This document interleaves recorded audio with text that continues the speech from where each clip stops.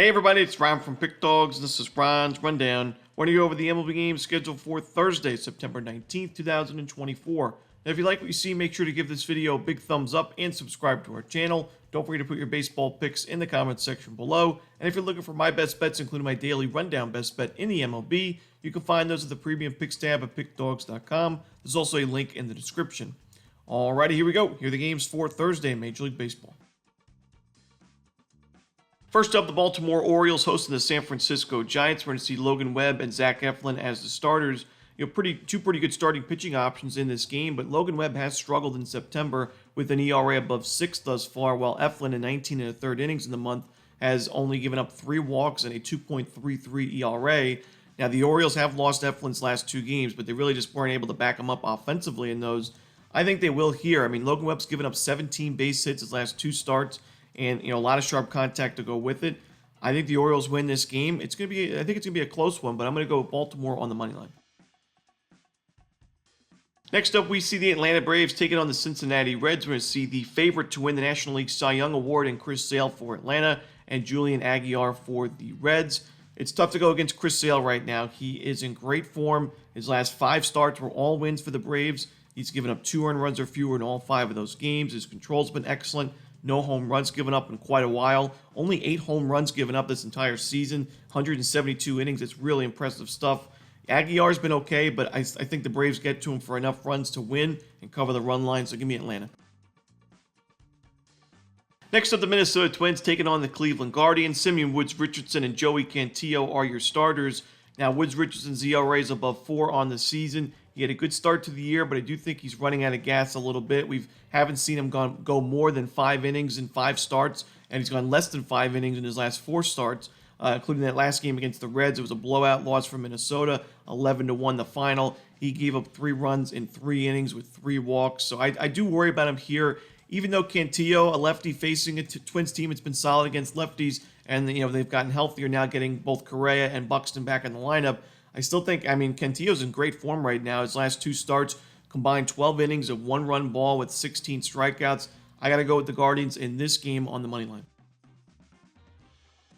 Next up, we see the Texas Rangers taking on the Toronto Blue Jays. We got Kevin Gausman and Kumar Rocker on the mound. Rocker made his major league debut against Seattle last week, pitched well in that game. 4 innings, 1 run, 7 strikeouts. He did give up a home run and a couple of walks, but I thought it was a pretty successful major league debut.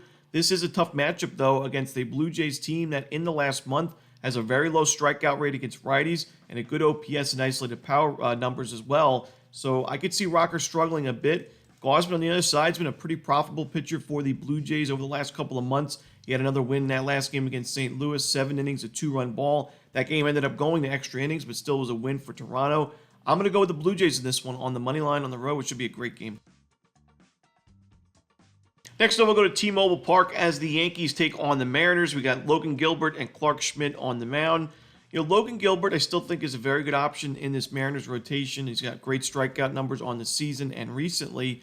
However, he is giving up. Usually when he's making a mistake, it's been a home run, and we saw that against the Rangers. We saw that a couple of starts back against the A's. Giving up now in his last 3 games combined 4 home runs. That's a concern for me when you're facing a Yankees lineup that we know has 2 of the best home run hitters in the league, and Logan Gilbert's career numbers against the Yankees aren't the best. In 88 plate appearances against New York, he's a sub 20% strikeout rate, a walk percentage above 11%, an expected slugging percentage of 529, and an xWOBA at 397. So I think the Yankees, especially guys like Judge and Soto, have the advantage in this matchup. And Clark Schmidt, not only does he have great numbers against Seattle in his career, he also is pitching really well since returning from the injury. So I got to go with the Yankees in this one on the money line. Next up, the Los Angeles Dodgers taking on the Seattle Mariners. Jack Flaherty and Edward Cabrera are the starters. Now, we saw the first game of this series, super high scoring contest between 2 struggling starting pitchers. But now we have 2 starters that I trust quite a bit. Edward Cabrera recently putting together his best part of the season. 6 innings of shutout ball with 9 strikeouts against the Nationals. Previous to that, 7 innings of shutout ball against the Phillies. He went 5 1/3 of 1-run ball against San Francisco. So he's in great form right now. It's definitely a tough matchup here against the Dodgers, but at a pitcher-friendly park like Lone Depot, I think Cabrera can put together a solid outing.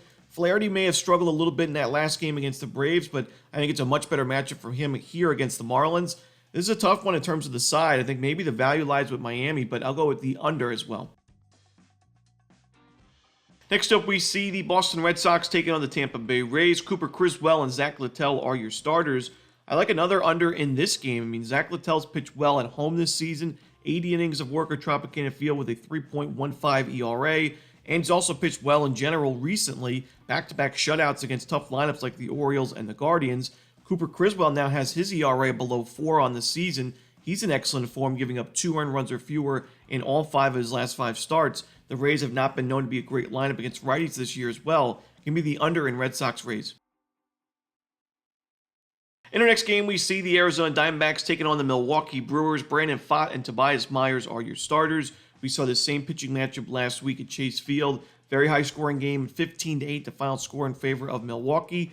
I don't think we're going to see that many runs in this one. I think both starting pitchers have a bit of a better outing, but I still think that Brandon Pfaadt, struggling quite a bit right now with a lot of base hits given up. He only went an inning and 2/3 last time against Milwaukee. He still gave up 7 base hits and 8 earned runs to go with it. So, he has given up 8+ hits in 4 of his last 5, at least 1 home run in 4 of his last 5. I got to go with the Brewers here. I think Myers has, proven he's pitched well both on the road and at home this season. Pretty balanced numbers, but at home, 61 in the 3rd inning, 61 strikeouts, a 219 opponent's batting average. He's been very sharp at home. I think he has a better chance of bouncing back in this game. And I like Milwaukee to win this one on the money line. Next are the Philadelphia Phillies taking on the New York Mets. Taijuan Walker and Luis Severino are your starters. To me, it's a lopsided pitching matchup in favor of the Mets. And I do think the Mets have obviously a lot more to play for right now, with them being in the National League wildcard race and the Phillies being the pretty clear frontrunner in the NL East.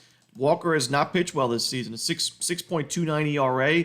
He faces his former team. He just faced them on September 14th and pitched well through 3 innings, but I still don't trust him as a starting pitcher. Those last couple appearances for Walker were out of the bullpen.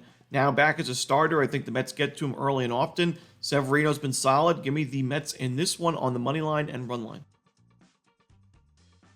Next are the Pittsburgh Pirates taking on the St. Louis Cardinals from Busch Stadium. We got Luis Ortiz and Eric Fedde. Now, Eric Fette's not been the best at Busch Stadium, but not the worst either. An ERA just above 4. The control's been a little bit of an issue for him with good amount of walks given up. I still think he's a better option in this game, and I trust the Cardinals lineup more as well. The Pirates have really struggled in September against right-handed pitching. Luis Ortiz, we thought he was going to go on Wednesday. They moved him to Thursday. We talked about how he's not been as effective as a starter than when he compared to when he was a reliever at the beginning of the season. So I'm going to go with the Cardinals in this one, but not my favorite game on the board right now. Next up, the Washington Nationals and the Chicago Cubs. Patrick Corbin and Javier Assad are your starters. Now, these teams played a couple of weeks ago back on August 31st, and in that series, Corbin did not face the Cubs, but Assad did pitch against the Nationals. So I do think that the Nationals have the advantage there because they are familiar with Assad, and they actually got to him for 8 base hits and only 3 runs in 6 innings, but a home run to go with it. I think that they could get to Assad for a couple of runs here, even though he's been pitching well at Wrigley Field this season. And with how well Patrick Corbin has been, he had that one bad outing against the Pirates back on September 8th. But outside of that one game, I mean, you look at his last 5, 6, 7 starts, he's been competitive, and the Nationals are winning his games. They have won 5 of his last 7 starts. So when you're getting prices like this and Corbin's starting to put together some wins, there's some value with Corbin and the Nationals in spots like these. So I'm going to take a shot with the Nationals on the money line and run line. And the final game for the Thursday card in Major League Baseball, it's the Los Angeles Angels taking on the Houston Astros. Jose Suarez and Yusei Kikuchi are your starters, so a pair of lefties in this one.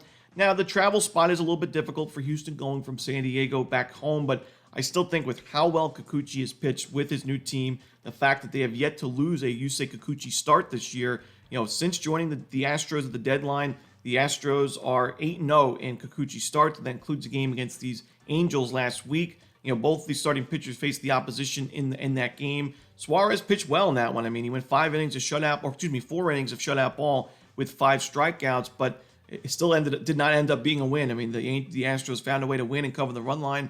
This Angels bullpen's not great. The lineup is not great either, so I'm going to go with the Astros in this one. lay the 1.5 runs at Minute Maid Park. And that's it. Those are the games for Thursday in baseball. Hope you enjoyed this video. If you did, don't forget to hit that like button and subscribe. Put those baseball picks in the comments section below. Again, if you're looking for my best bets, you can find those at Pick Dawgz Premium. As always, this is Ron Romanelli. Good luck.